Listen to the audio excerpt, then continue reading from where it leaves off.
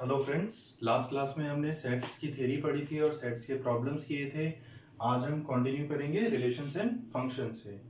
So before starting relations we should know what is Cartesian product of two sets. Cartesian product of two sets, it is denoted by A cross B, where A is a set and B is a set. So what does it mean? It means it is A comma B are ordered pair A comma B such that A should belong to set A and second part small b should belong to set B. So any ordered pair A comma B, any ordered pair A comma B is a part of Cartesian product of A and B, where first element A should belong to A and second element B should belong to B, because it is A cross B. First we have A, then we have B, then first should be from A, second should be from B. Like let us say we have a set A which contains two elements 1 and 2, and we have another set B which has three elements. Let us say they are A, B and C. Then what is A cross B? A cross B means a ordered pair A comma B, where first one we have to take from A, second one we have to take from B. So we can have 1 comma A, or separated by commas. It is a set. A is a set, B is a set, A cross B is also a set. So we are writing the set in the roster form. First ordered pair is 1 comma A, comma. We can also have 1 comma B. We can also have 1 comma C. Similarly, we can have 2 comma A. We can have 2 comma B. And we can have 2 comma C. So this is a set which represents Cartesian product of two sets A and B. It has how many elements? 1, 2, 3, 4, 5, 6. So this Cartesian product of A and B has 6 elements. How to find the number of elements in Cartesian product of two sets? That is number of elements in A cross B, cardinal number of A cross B. That will be number of elements in A multiplied with number of elements in B. There are how many elements in A? 2. There are how many elements in B? 3. So 2 into 3 is 6. And then we can see 1, 2, 3, 4, 5, 6. There are 6 elements in the Cartesian product of two sets A and B. Why it is so? Because from A we can have two choices, either take 1 or 2, and into from B we have three choices, either take A, B or C. So 2 into 3 we have 6 choices. So total number of elements in A cross B is 6. Now what is B cross A? B cross A means Cartesian product of two sets where first one should be from B and second one should be from A. So it is different from A cross B. It is not commutative. A cross B is different and B cross A is different. But number of elements in B cross A will also be 6. Because with B we have 3 choices, with A we have 2 choices. 3 into 2, 6. Here 2 into 3, 6. So number of elements will be same, but they are different sets. In A cross B we have to take first element from A, second one from B. In B cross A we have to take first one from B and second one from A. So this is the meaning of Cartesian product of two sets A and B. In Cartesian product we have to make a ordered pair A comma B, where A we have to take from the first set and B we have to take from the second set. And there are how many elements in A cross B? It is equal to number of elements in A multiplied with number of elements in B. Now we will come to relations.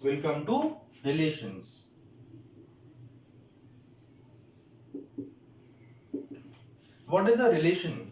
A relation, whenever we say relation means relation from one set to another set. Similarly, Cartesian product was from one set into another set. So relation also means relation between one set and another set. So relation is nothing but it is a subset of Cartesian product of two sets A and B. If we are making a relation from A to B, R means relation from, such that A to B, we are making a relation from A to B, then it is nothing but it is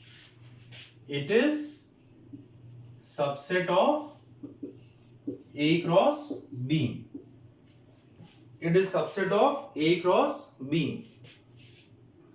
That is Cartesian product of A and B. What does it mean? Let us make a set A like this. Let us make a set B like this. So this is set A and this is set B. Take the same example we have taken before. Let us say A has two elements 1 and 2 and B has three elements A, B and C. Then Cartesian product was take anyone from A and take anyone from B and make a ordered pair. That was the Cartesian product. Now we have to take any subset of that. Any subset of that. That means we can take any few of them, any one, any two, or all, or leave everything. So any subset of Cartesian product is relation from A to B. Then we can have 1 comma A comma 2 comma C. Only these two. We have taken two only. So it is a relation from A to B. It is a relation from A to B. Or instead of writing like this, we can join 1 with A and 2 with C. Like this also we can represent a relation from A to B. That we have shown that 1 is joined to A and 2 is joined to C. 1 comma A, 2 comma C. We have two ordered pairs. It is a relation from A to B, where first element should be from A and second one should be from B. This A is the input. This A set is the input. We are having relation from A to B. So input is from A and output is from B. This input set is known as domain. This input set is known as domain. So domain is 1 comma 2. 1 and 2 are domain. Set A is domain. And this output set from which we are taking the output, that is known as co-domain. Co-domain. So this input set is domain and this output set is co-domain. Another term we have to learn, that is range. Another thing is range. Range means the actual output. The actual output. So what are the actual outputs? Outputs are A and C.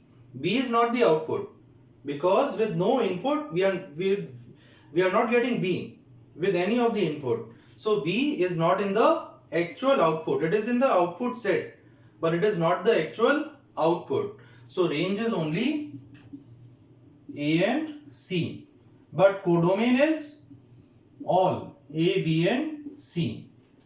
So that is the difference between codomain and range. Codomain means everything which is in the output set. Range means only the actual output, which we are getting the actual output, that is range. So A and C are in the range and A, B, C all are codomain. So total set is codomain and this total input set is domain. So this is the meaning of relation from A to B. We can also say it is a mapping from A to B. It is a mapping. We are mapping from 1 to A, 2 to C. It is a mapping from A to B. So it is a relation from A to B. It is a subset of A cross B. Because whatever we are joining, that definitely will be present in A cross B. Because A cross B contains everything. Where first one is from A, second one is from B. So relation is nothing but any of the subset of A cross B. We can take any 2, any 3, any 4, any subset we can have. So that is a relation from A to B. Now, how many relations from A to B can we make? How many relations from A to B can we make? Relation means subset of A cross B. There are how many elements in A cross B? Just now we have seen number of elements in A cross B is number of elements in A into number of elements in B. So in this case, we can write 2 into 3. Number of elements in A, which are 2, number of elements in B, which are 3. So number of elements in A cross B are 6. If number of elements in a set are 6, then how many subsets of that set are possible? It is 2 power n. Number of subsets possible are 2 power n. So total number of relations, because relation is subset of A cross B. Total number of relations from A to B is equal to 2 power 6, that is 32. So in this case, total relations, how many relations we can make? 32 relations we can make, because number of elements in A cross B are 6, and any subset of A cross B will give us the relation. So number of subsets possible are 2 power 6, which is 32. In general, if number of elements in the set A are P and number of elements in the set B are Q. In general, if number of elements in set A are P, number of elements in set B are Q, then what is the number of elements in A cross B? That will become PQ. And number of subsets, that is number of relations will become 2 power PQ. Number of relations will become 2 power PQ. So this we can learn. Possible number of relations from a set A to set B, where number of elements in A are P, number of elements in B are Q, is 2 power PQ. Because relation means subset of A cross B, where A cross B is the Cartesian product of two sets A and B. So this is about relations. Now we have to learn what are the types of relations.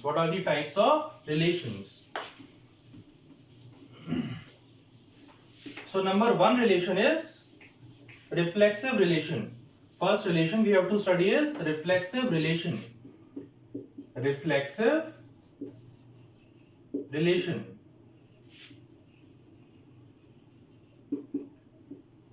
Reflexive relation means x comma x should belong to R for every x belonging to A, where A is a set. Then we will say, if this is the case, if this is true, then R is a reflexive relation. So what does it mean? We are studying what is a reflexive relation. We are studying what is a reflexive relation. If x comma x belongs to R means relation. If x comma x satisfies the condition of relation R for every x which is in A, we have a relation from A to A. If every pair x comma x, where input is also x, output is also x, if this x comma x is a part of relation R for every x which is in set A, for every element, if this condition is satisfied, then we will say relation R is a reflexive relation. Now take some example. Because what is a relation? That relation we have to define. That relation will be given in the problem, and we will be asked whether it is reflexive or not. Definition of the relation will be given in the problem.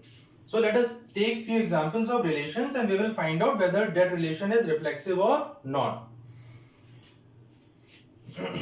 Take few lines in a plane.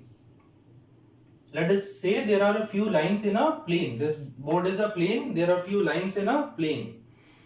Now, let us define a relation as lines are parallel. If relation we have defined as lines are parallel, then check whether x comma x will belong to R or not. That means input is x, output is also x. Here input and output both are lines. Let us say L1, name them L1, L2, L3, L4, L5 and L6. So these are 6 lines. So L1 comma L1, are they parallel? Do they belong to R? It will belong to R if they are parallel. L1 is parallel to L1. Yes. Every line is parallel to itself. Every line is parallel to itself because slope is same. It is same line. So it is parallel to itself. So if this is the definition of the relation, then relation is a reflexive relation. Then relation is a reflexive relation. Otherwise, it will depend on the, if it is, if definition is different, then that will depend on the definition of the relation. Take another definition of the relation, that lines are perpendicular. Lines are perpendicular. If lines are perpendicular, then can we say L1 comma L1 belongs to R?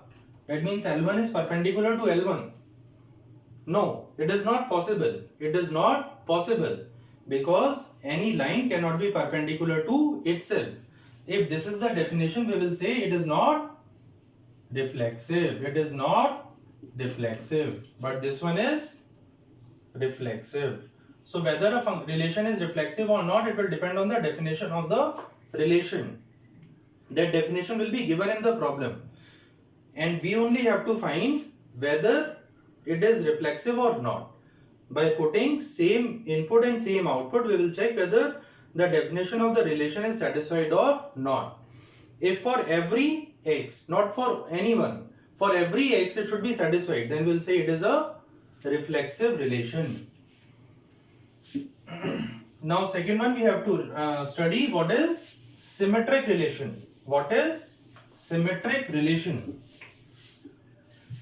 So symmetric relation means if x comma y belongs to R, where R is relation, then y comma x should also belong to R. If this is true, then we will say the relation is symmetric relation. If this is true, then we will say relation is a symmetric relation. Now take any example and define a definition of a relation, and we'll check whether these relations, how to find whether relation is symmetric or not.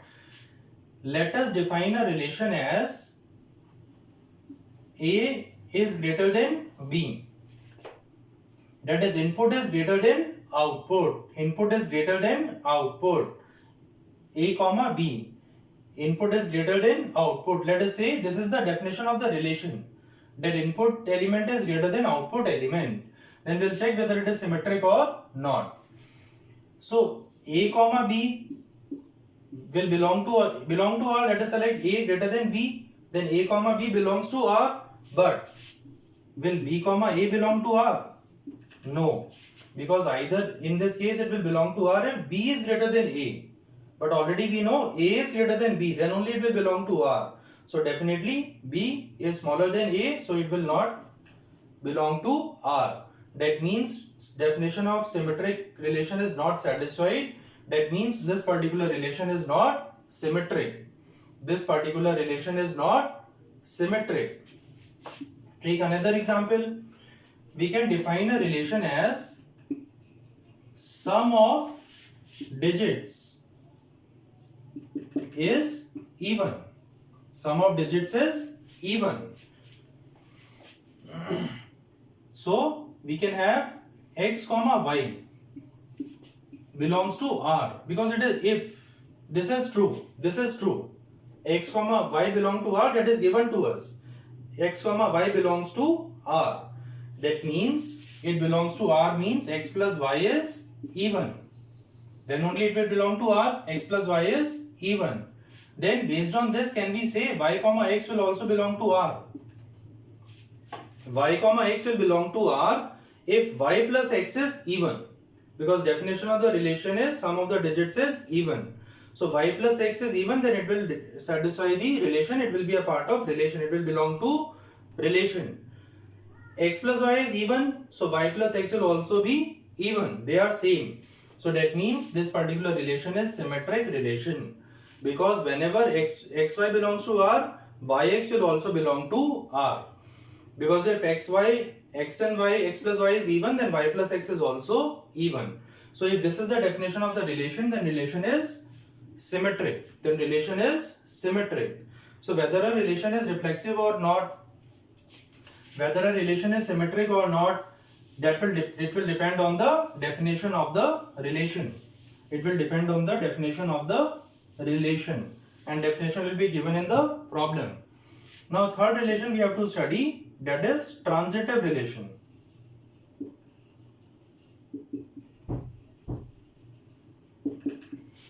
What is transitive relation? Transitive relation means if A comma B belongs to R and B comma C belongs to R, then A comma C should belong to R. If this condition is satisfied, we will say the relation is a transitive relation. It is given that A comma B belongs to R. That means it satisfies the definition of the relation. B comma C belongs to R. That means B comma C satisfies the condition of relation.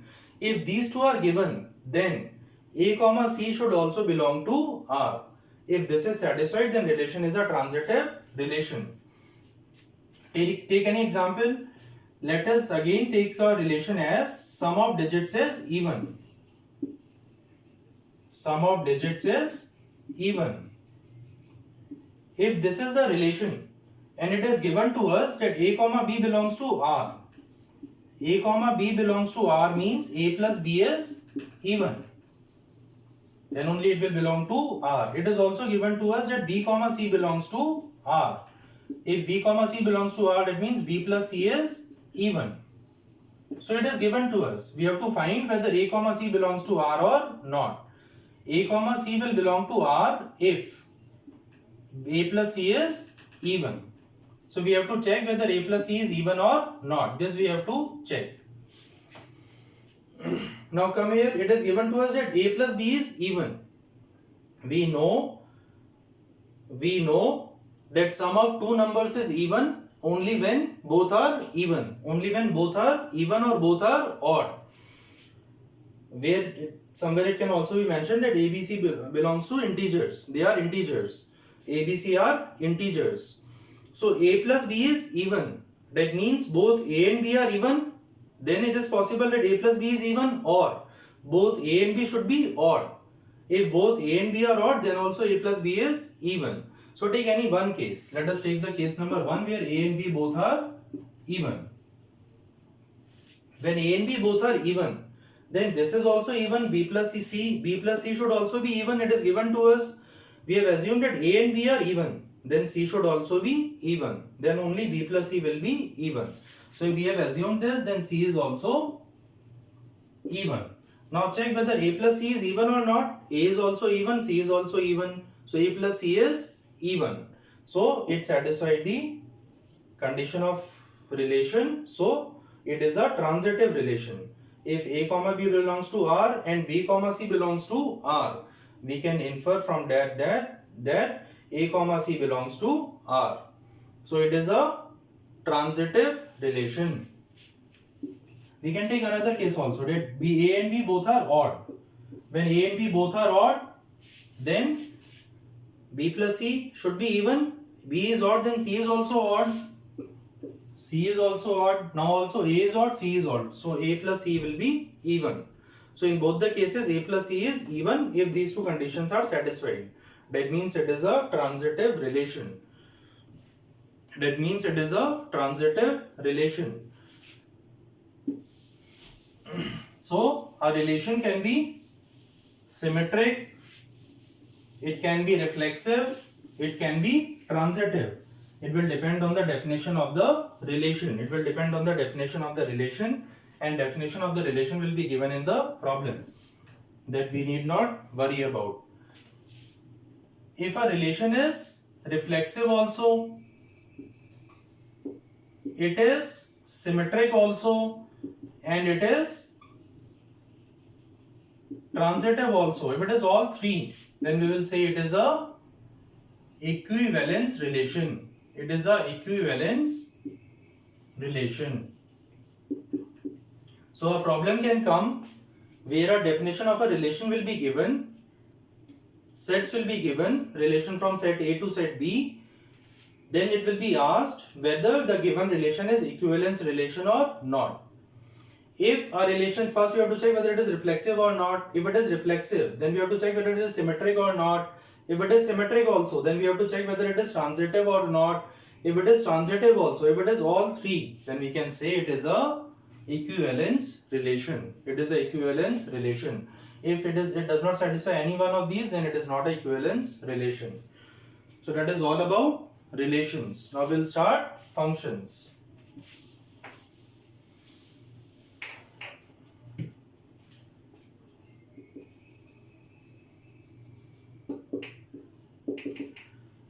Function is also a mapping from one set to another set. From one set to another set. Let us take again same sets A and B. A has two elements 1 and 2. B has three elements A, B and C. A, B and C. So function is also a mapping from A to B. Relation is also a mapping from A to B. Cartesian product is also a mapping from A to B. But what is the difference? What makes a function different? Function is different because for a mapping to be a relation, to be a function, for a mapping, let us say this is a mapping. For a mapping to be a function, certain conditions should be satisfied. For relation, there was no condition. You join any input element to any output element. There is no restriction. But to make it a function, we have to, it should satisfy certain conditions. What are those conditions? Condition number 1. There should not be a element in A, means input set, which does not have a mapping. Like we have 3. 3 does not have a mapping. This should not happen. There should not be an extra element in input set which does not have a mapping. Every input element should have a mapping in the output set. Whatever is the output, but it should have an output.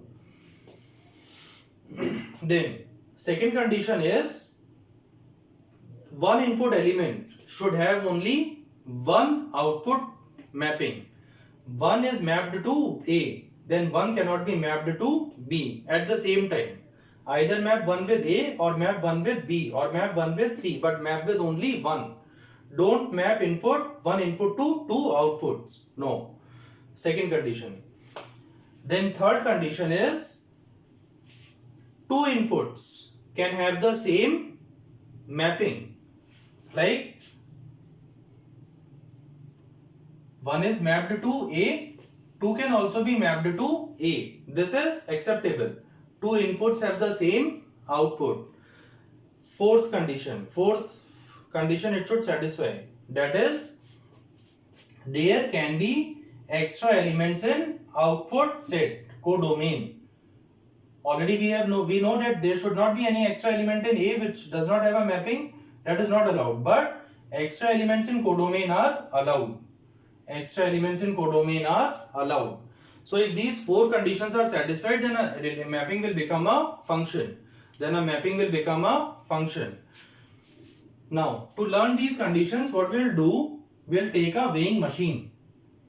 We'll take a weighing machine where weight will be displayed here. And let us say there are 4 students or 3 students in a class. There are 3 students in a class.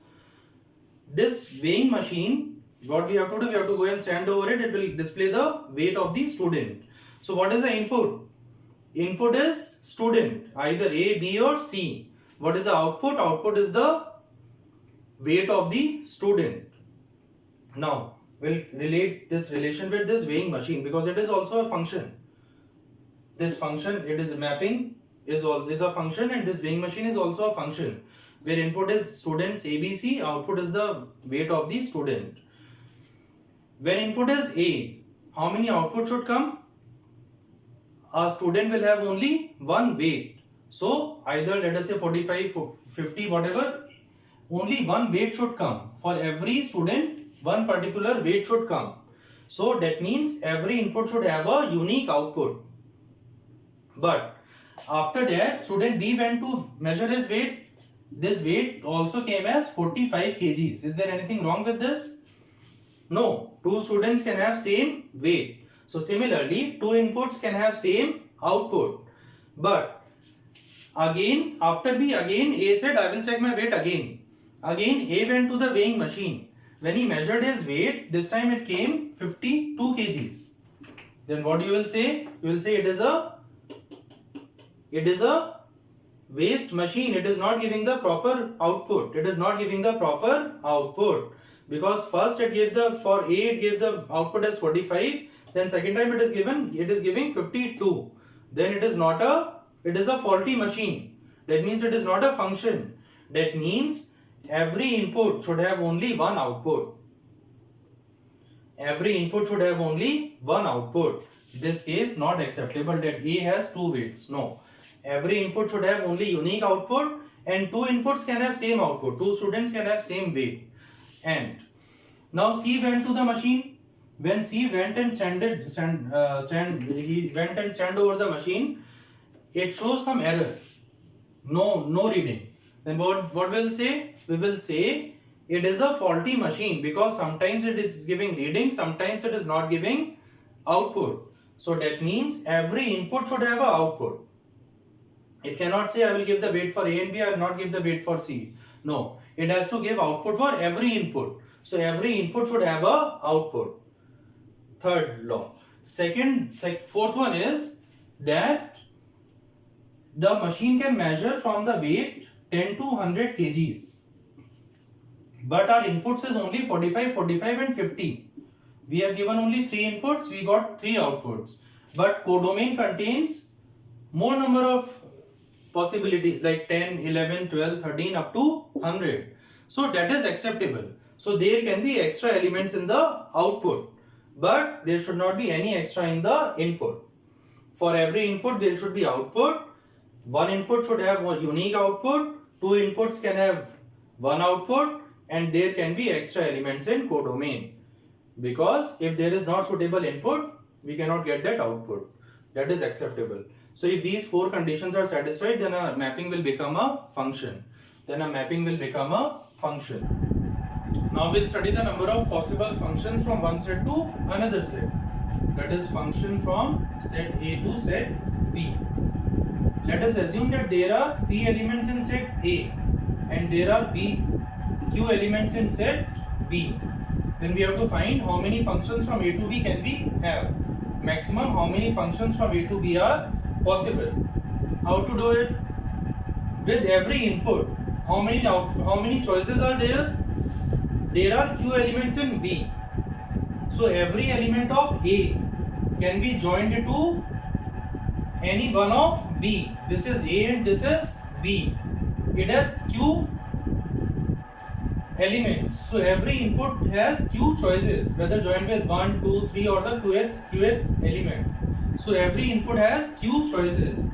So possibility with first input is Q, and second one also has Q choices, and third one has also Q choices. So every input has Q choices. So it is multiplied how many number of times? P number of times. P times. So that becomes Q power P. So number of possible functions from A to B are Q power P, where Q is the number of elements in A, P is the number of elements in A, and Q is the number of elements in B.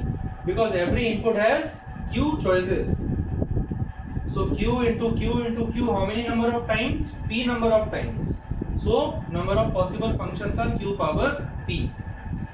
Now we'll see what is the inverse of a function. What is inverse of a function? To understand the inverse of a function, let us take a example. We are studying inverse of a function denoted by f inverse, like this, f power minus 1. If f is from A to B, then f inverse will be from B to A. That is, here input is A, output is B. But in f inverse, it will be opposite. B will be input and A will be output. So how to represent it? Let us say this is A and this is B.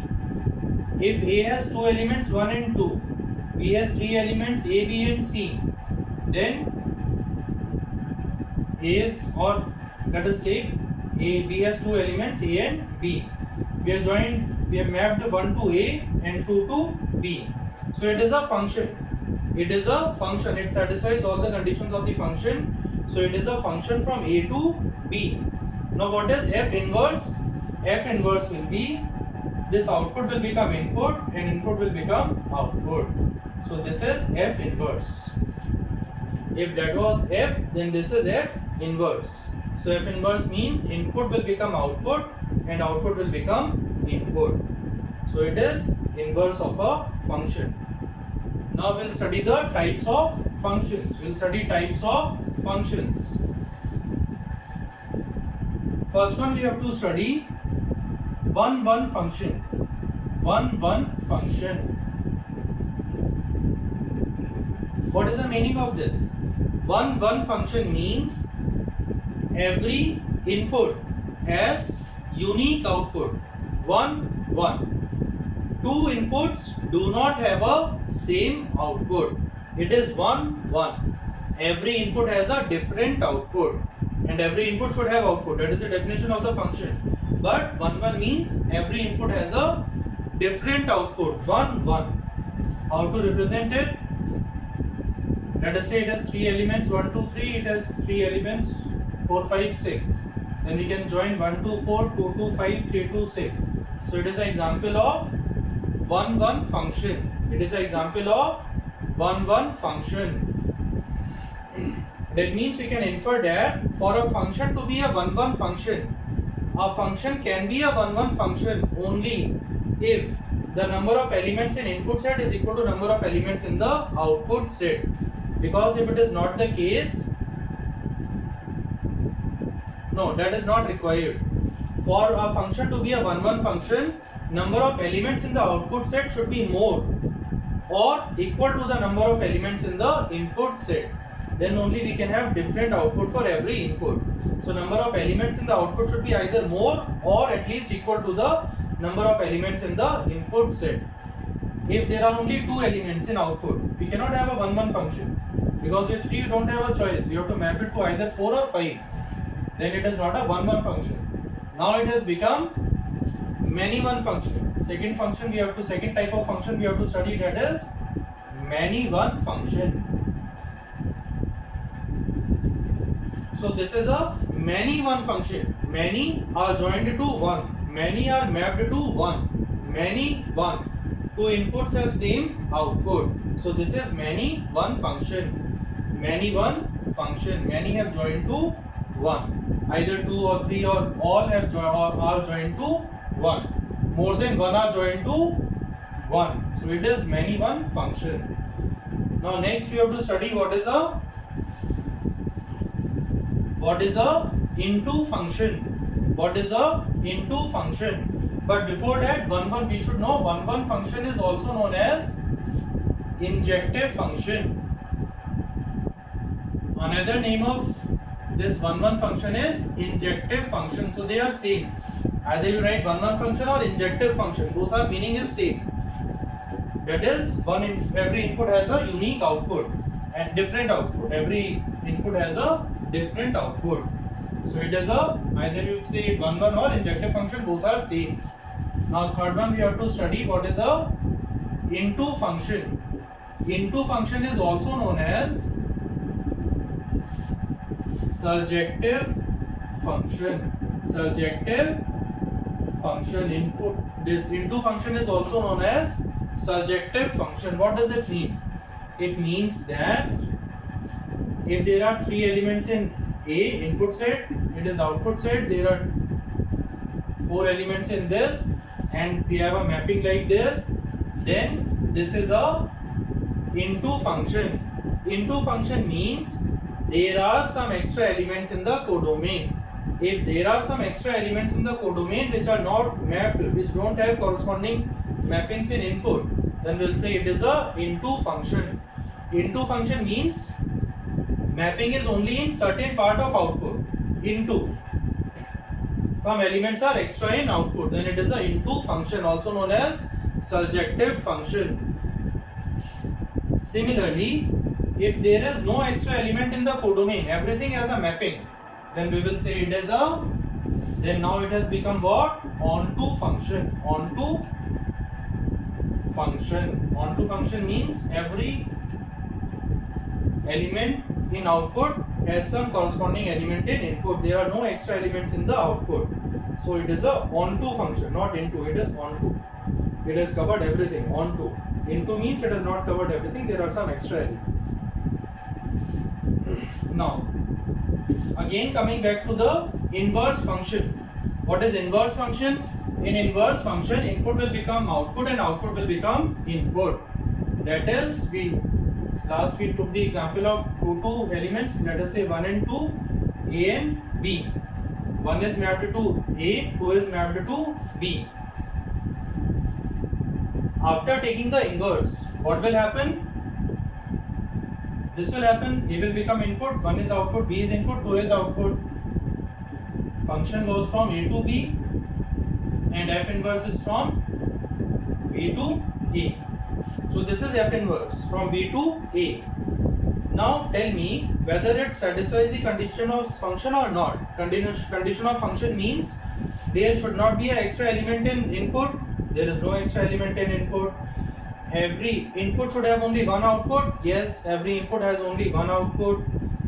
Then third one is there can be extra elements in this. So if it is not, then also it is okay. If there are extra elements, then also it is okay. So it satisfies that condition. Then every input has an output. Yes, every input has an output. But if the case was like this, 1, 2, and here we have A, B, C. This is F, function from A to B. Again we have taken the same thing, but we have added one extra element in the codomain C. Function from A to B. Now if we will take the inverse, it is a function, no problem. There can be extra elements in the codomain. But after taking the inverse, what will happen? After taking the inverse, this set will become input set. And now there is extra element in the input, which is not allowed. Which is not allowed as per the definition of the function. For any mapping to be a function, certain conditions should be satisfied. One of those conditions is there should not be any extra element in the input. After taking inverse, this has become input and there is extra element here. So that is not allowed. That means we cannot find the inverse of this function. We cannot find the inverse of this function. That means inverse is only defined for a bijective function. Now what is this bijective function? Bijective function means it should be injective also, injective as well as surjective. If a function is injective as well as surjective, what is injective? Injective means 1, 1 and surjective means onto. If a function is 1, 1 and onto, then it is known as bijective function, and inverse is only defined for a bijective function. That means inverse is defined only if our function is 1, 1 as well as onto. Only if it is bijective. Bijective means it is injective as well as surjective. Injective means 1, 1, surjective means onto. So for a inverse to be defined, because after taking inverse, output will become input. So it should be 1, 1. Because if 2 are mapped to 1, after taking inverse, one input will have 2 output. That is not allowed. So it should be both 1, 1 as well as onto. Then only inverse is defined. Now we will study what is the meaning of even function and what is the meaning of odd function. What is the meaning of even function and what is the meaning of odd function. Even, first we will see what is even, then we will see what is odd. Even function means that when input is negative, then also output is same as we will get with the positive input. That means changing the sign of the input will not affect the output. Then the function is known as even function. For example, we can have a function as x square. Now check what is f1, it is 1. What is f minus 1, it is also 1. So changing the sign of input has not affected the output of the function. So this function is a even function. This function is a even function. Similarly, take a function as fx equal to x. Now check what is f1, it is 1. What is f minus 1, it is minus 1. That means now after changing the sign has changed. So this is nothing but, this type of function is known as odd function. Odd function. That means f minus x is equal to minus of fx. F minus x is minus of fx. That is after changing the sign of input, the sign of output will also change. Magnitude will be same, but sign will change. So f1 is 1, f minus 1 is minus 1. Magnitude is same, but sign has changed. So this function is a odd function. This function is a odd function. So even functions are symmetric about y-axis, because whatever are the outputs for positive x will get the same magnitude for negative x with same sign also. f1, f minus 1 for both value is same. f1 if this is the output, for f minus 1 also this is the output. For f4 this is the output, for f minus 4 also this is the output. So they are symmetric about y-axis. So y-axis will act like a mirror. They are symmetric about y-axis. Whatever is output for positive x will have same output for negative x. So y-axis will act like a mirror and they are symmetric about y-axis. Similarly, look for odd function. For odd function, after changing the sign of input, the magnitude is same but sign is reversed. So if this is the graph for this, here we will have this. That is, it is a mirror image about the line. This line is x equal to minus y, or we can say it is symmetric about origin. Odd functions are symmetric about origin and even functions are symmetric about y-axis, right? But it is not necessary that a function should be necessarily be even or odd. It can be neither even nor odd. Like we can have a function fx equal to x plus 2. What is f1? f1 is 3. What is f minus 1? f minus 1 is 1. So here magnitude has changed. So it is neither even nor odd. So some functions are even. Those who are even, they are symmetric about y-axis. Some functions are odd. That is on changing the sign of input, sign of output will also change. Magnitude is same. Then they are symmetric about the line x plus y equal to 0 or x equal to minus y. But there can be functions which are neither even nor odd. They are neither even nor odd. Now we'll see what are periodic functions. We'll see what are periodic functions. Periodic functions means they will repeat themselves after a definite interval. They will repeat themselves after a definite interval. Like periodic functions, some examples are like, we have sin x, y equal to sin x. It is a periodic function. What is a graph? You may have seen the graph of sin x, it is like this. So it will repeat itself after certain interval. It is a periodic function. What is the period of sin x? It is 2 pi. This is pi. So period is 2 pi. After 2 pi again same thing will be repeated. Here also same thing, same thing. So it will repeat after every fixed interval, and that fixed interval is 2 pi. So period of sin x is 2 pi. But we have to take the minimum value of that interval after which function will repeat. That means this is the graph of sin x. Here we have 4 pi. This is 3 pi.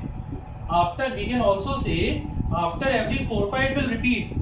That is also true. After every 4 pi it will repeat, but that is not the minimum interval after which it will repeat. The minimum interval after which it will repeat, that is the smallest part of the, it will be like a chain, the smallest part of the chain after which it will repeat, that is known as period of the function. So period of sin x is 2 pi. After every 2 pi it will repeat. There can be a function which is not periodic, like y equal to x. Graph is like this, y equal to x. It is x-axis and this is y-axis. This graph is y equal to x. It is not periodic. So it is not necessary for a function to be periodic. But if a function is periodic, it will repeat itself after a fixed interval.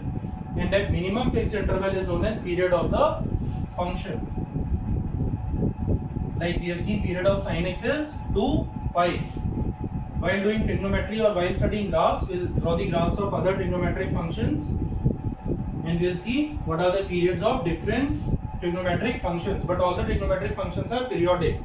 Sin x, cos x, tan x, secant x, cot x, cosecant x, all are periodic functions. We will see the graphs while studying the graphs. Now we have to see what is greatest integer function. Greatest integer function. The symbol is this bracket. Greatest integer function. What does it mean? It is evident in the name itself. Greatest integer. That means output of this function is the greatest integer, but it is not complete definition. Greatest integer, but less than or equal to the input we have given. Like if input is 5, then what is the output? 5, because 5 is the integer and greatest integer which is less than or equal to 5 is 5. If input is 5.1, then output is 5. That is greatest integer which is less than or equal to the input. Then how to find it? Draw the number line. All of us know what is a number line. Number line is a line which contains all the real numbers. On the left hand side we have minus infinity, on the right hand side we have plus infinity. In between we have 0. Then we can mark 1, 2, 3, 4, 5, 6, it will continue. Here minus 1, minus 2, minus 3, minus 4, like this it will continue up to minus infinity. Now we have to find the greatest integer function of 5.1. On this number line, can we locate 5.1? Somewhere here we will have 5.1 on the right hand side of 5, because numbers are increasing on the right hand side, they are decreasing on the left hand side. So 5.1 is on the right hand side of 5. Now what we have to do? We have to find the greatest number which is on the left hand side of the input, but that must be greatest.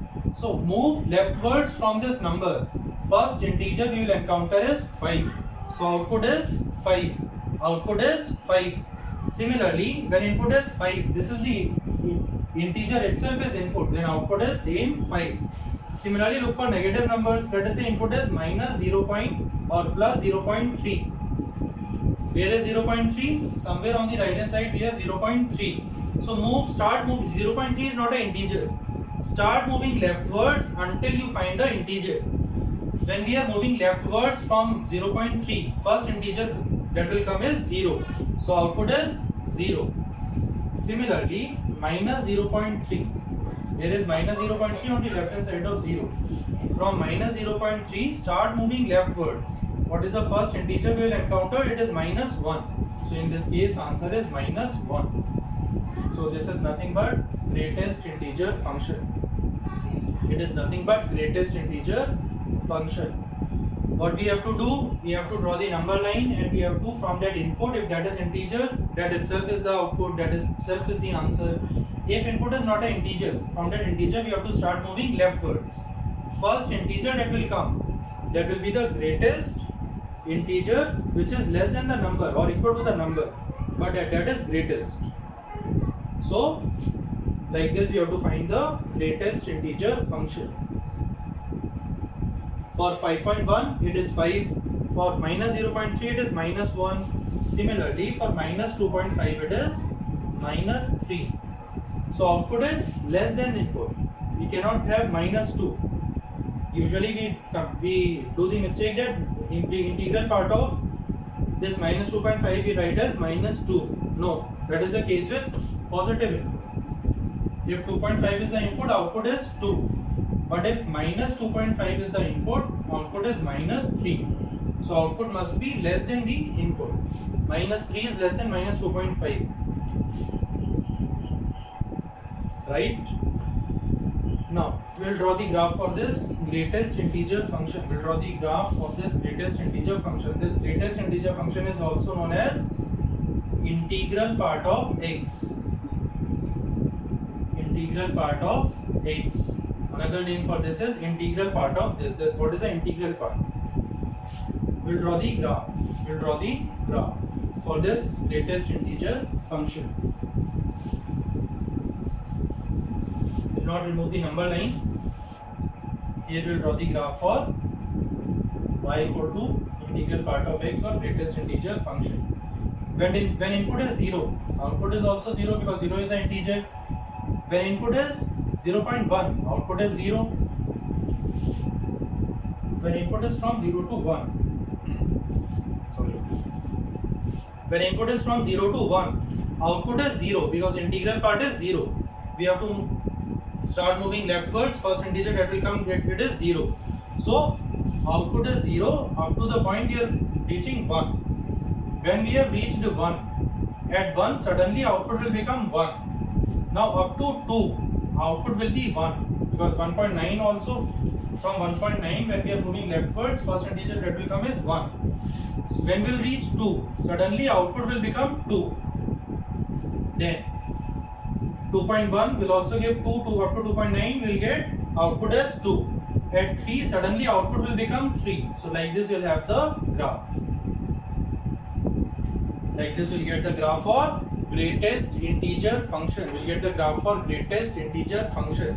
We will get the graph for greatest integer function. So it is also known as unit step function. Another name we can say for this is greatest integer function or integral part of x, because they are like steps. We are going over stairs. So unit step function. So this is the graph for integral part of x. Integral part of x. Now next thing we'll see what is fractional part of x. What is fractional part of x? What is fractional part of x? Fractional part of x means it is known as fractional part. Fractional part of x. Like if we have 2.1, then what is fractional part of 2.1? It is 0.1. If we have 0.3, what is fractional part of 0.3? It is 0.3. If we have input as 1.2, what is fractional part? 0.2. But with negative numbers, if we have minus 1.2 as the input, then fractional part is 0.8. It is not 0.2. It is 0.8. Why? Because what we have to remember is every number, any real number, is equal to its integral part plus its fractional part, because every number is made up of two parts. One is integral part, second one is fractional part. Integral part we have seen from number line, we have to start moving leftwards. First integer that will come, that is integral part, and add fractional part to that will get the number itself. Now take the example, take two examples, one positive and one negative. First let us take x equal to 2.1. When x is 2.1, what is the integral part? 2. What is the fractional part? 0.1. So 2 plus 0.1 is 2.1. So this is verified. Every number is equal to its integral part plus its fractional part. Now take one example where x is negative. Let us take minus 2.1.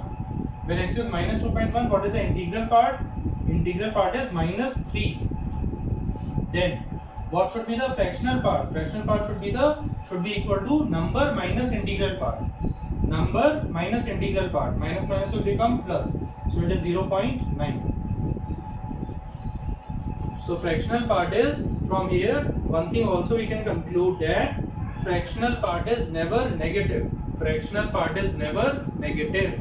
Fractional part is always between 0 to 1. It is never equal to 1, but it is very very near to 1, 0.99999 like this. When it is exactly 1, it will become 0, because for integers fractional part is 0. So I'll draw the graph. So this fractional part is never negative and it varies from 0 to 1. It can be 0, but it is not equal to 1. So what is a graph for y equal to fractional part of x? Graph is like this. When input is 0, fractional part is 0. When input is 0.1, fractional part is 0.1. When input is 0.999, fractional part is 0.999.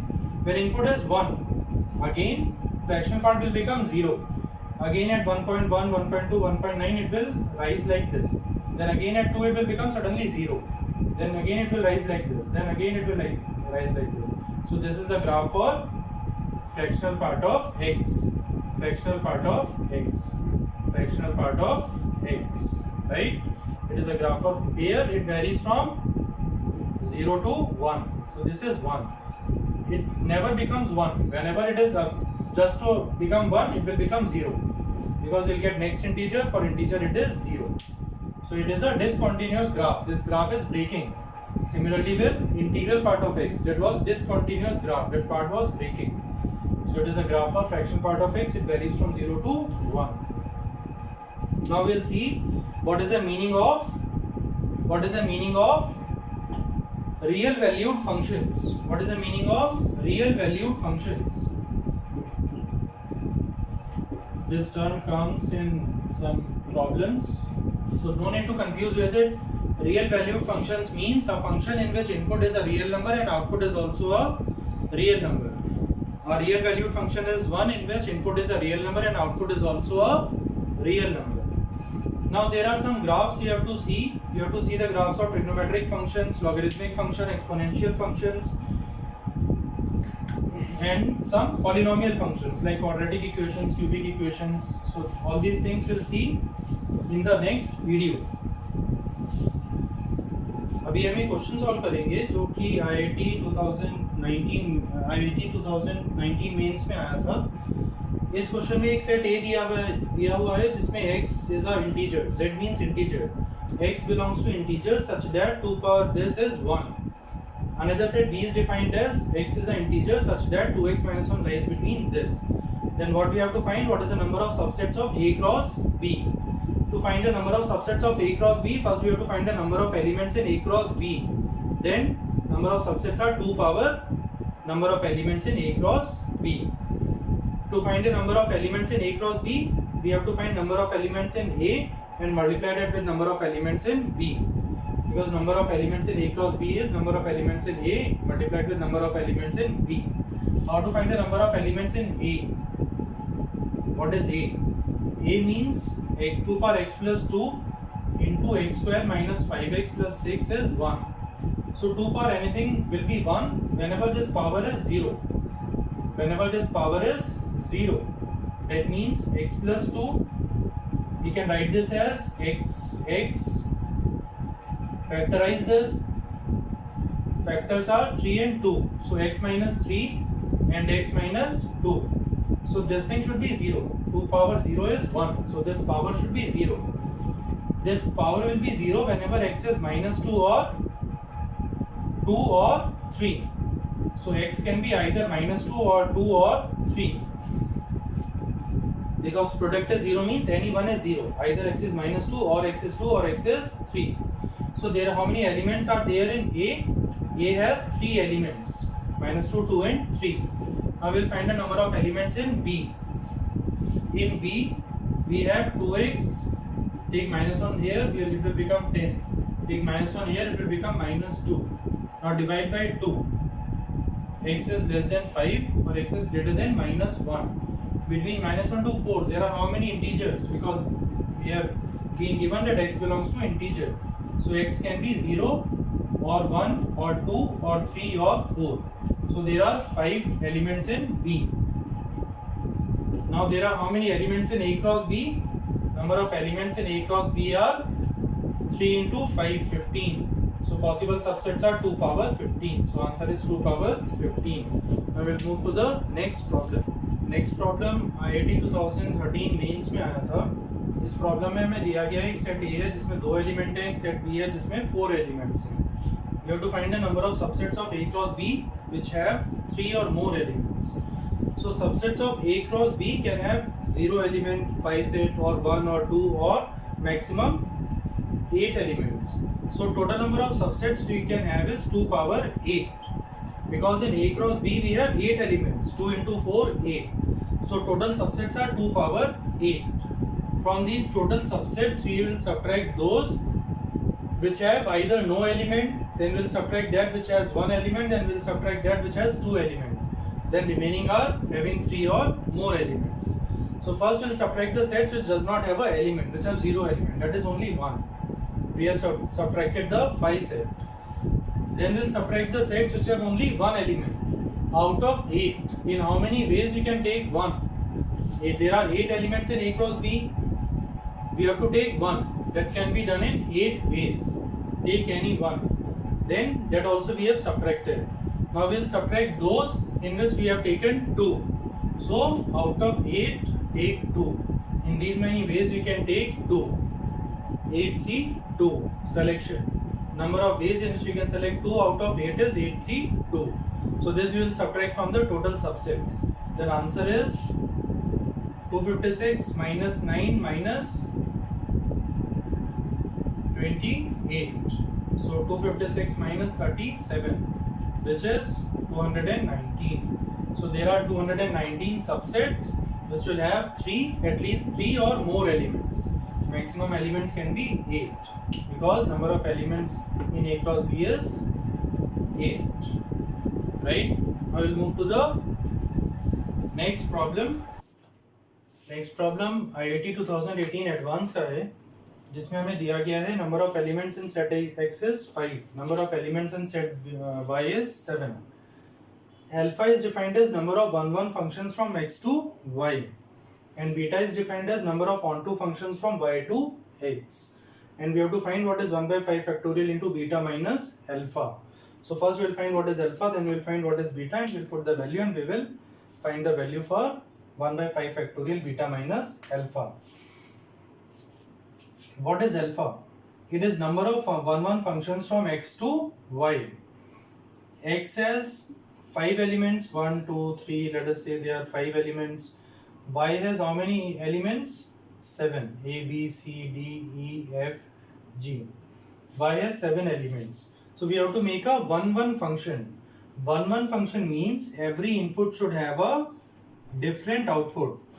Every input should have a unique output. So that means to do this, out of these 7 available outputs, we have to select 5. Actually, it is a problem from permutation and combination involving the concept of sets. So those who have studied permutation and combination will be able to appreciate this, will be able to understand.